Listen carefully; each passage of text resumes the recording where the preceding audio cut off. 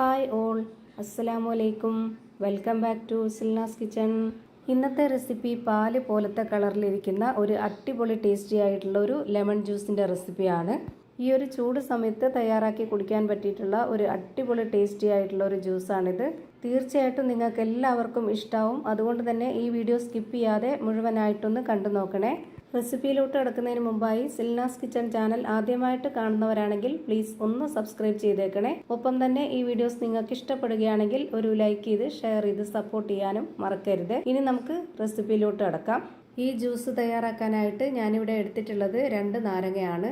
ചെറിയ നാരങ്ങയാണെങ്കിൽ ഒരു 3 എണ്ണമൊക്കെ എടുക്കാവുന്നതാണ്. ഞാനിപ്പോൾ ഒരെണ്ണം വലുതും 1 ചെറുതുമായിട്ടാണ് എടുത്തിട്ടുള്ളത്.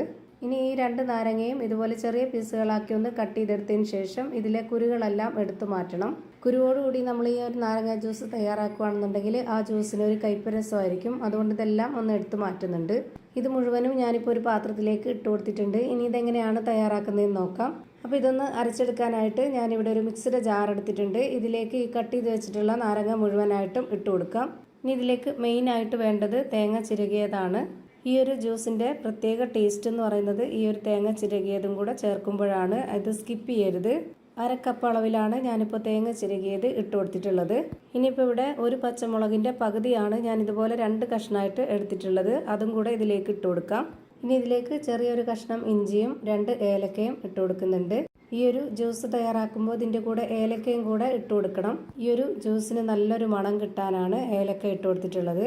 ഇനി ഇതിലേക്ക് മധുരത്തിന് ആവശ്യമായിട്ടുള്ള പഞ്ചസാര ഇട്ട് കൊടുക്കാം. ഞാനിവിടെ 1/2 കപ്പ് അളവിലാണ് ഇട്ട് കൊടുത്തിട്ടുള്ളത്. പിന്നെ ആ ഒരു മധുരത്തിനെ ഒന്ന് ബാലൻസ് ചെയ്യാനായിട്ട് ഒരു നുള്ള് ഉപ്പും കൂടെ ഇട്ട് കൊടുത്തിട്ടുണ്ട്.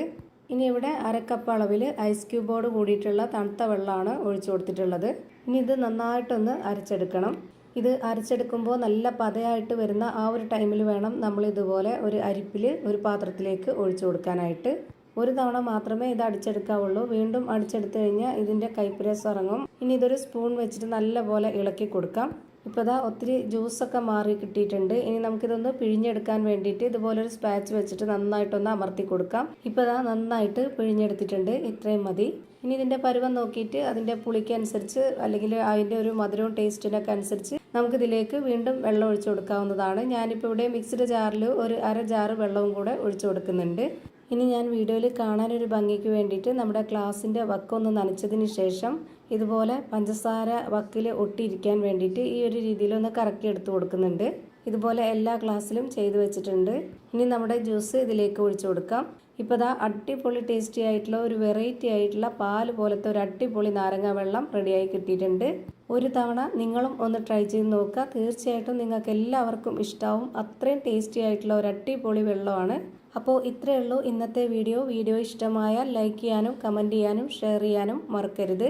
അതുപോലെ തന്നെ ഞാനിടുന്ന പുതിയ വീഡിയോസ് നോട്ടിഫിക്കേഷനായിട്ട് കിട്ടുന്നതിന് വേണ്ടി സബ്സ്ക്രൈബ് ചെയ്ത് ബെല്ലൈക്കൺ അമർത്തി അതിൽ ഓൾ എന്ന ഓപ്ഷൻ എനേബിൾ ചെയ്ത് കൊടുക്കാനും മറക്കരുത്. പുതിയൊരു വീഡിയോയുമായി വീണ്ടും വരും. Thank you for watching.